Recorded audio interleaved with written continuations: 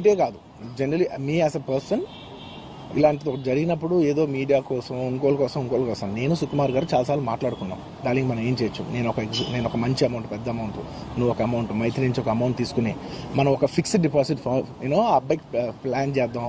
ఊరికే మనం ఏదో చేతులు దుడిచేసుకున్నాం అలా కాకుండా, మిగతాలో కాకుండా మనం జెన్యున్గా ఏమైనా చేద్దాం డార్లింగ్. ఆ అబ్బాయికి ఏమైనా ఫిజియోథెరపిస్ట్ పెట్టిద్దాం, ఇలా చేద్దాం అలా చేద్దాం, ఎన్నో విషయాలు మాట్లాడుకున్నాం. అంత మాట్లాడుకున్న తర్వాత నేను కేరింగ్గా లేను సార్, ఎలా ఉంటాను sir? I have the same age kid. నా కిడ్కి ఎలా అయిందంటే నేను అలాగే ఫీల్ అవుతాను కదా. I not a father? నాకు ఉండదా? ఇన్ని క్యారెక్టర్ ఇంత అసాసినేట్ చేసినప్పుడు ఇట్స్ పబ్లిక్లీ హ్యూమిలియేటింగ్. నాకు చాలా బాధగా, నేను ఇంత చేసినా కూడా నాకు బాధగా ఉంది సార్.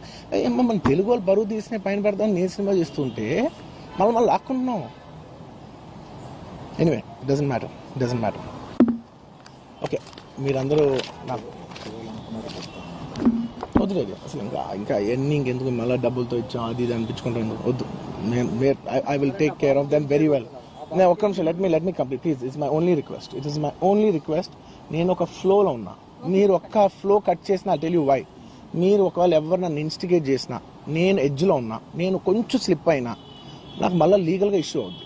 ప్లీజ్ అదొక్కటే నాకు కోఆపరేట్ చేయండి please. On humanitarian grounds I request that. And to repeat the entire flow in a much shorter way, the entire national media which is watching in English, I would like to repeat the entire thing in a much shorter way. Firstly, it's a very unfortunate...